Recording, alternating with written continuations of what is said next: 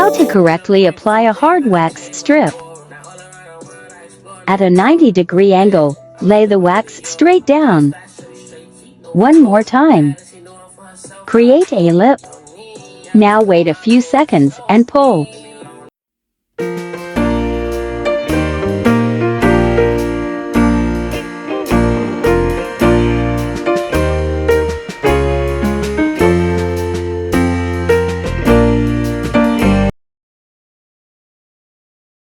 I'm an esthetician. I'm going to give you a quick walkthrough of waxing at home. You'll need pre-care, post-care, baby powder, sticks, and cotton rounds. Apply the smallest amount of pre-care just to remove the oils from your skin.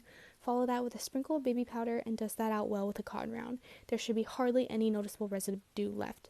The consistency of your wax should be similar to honey and take about 3 seconds to fall, and this means it's ready. Scoop up some of the wax like a scoop of ice cream and twirl it. You're going to keep twirling that so it doesn't drip, and do that all the way to your leg. Twirl the wax off of your leg and spread it in the direction of your hair growth. My first spread was a little bit thin because the stick was straight. Hold it at an angle for a smooth, even layer of wax. Your edges should be thick and rounded and even to pull.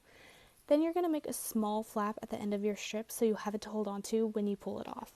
Pull your strip at about a 45-degree angle. If you pull it straight, you can break the hairs and it will be more uncomfortable for you.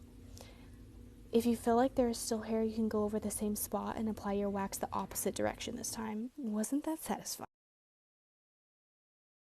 Today I'm going to give you tips and tricks on how to wax at home. So first you want to make sure your wax is at the right temperature. If it's too watery, it's not ready. So you want to make sure if it's watery like this, you want to lower the temperature so that it's a little bit thicker and it's not going to be too hot for your body.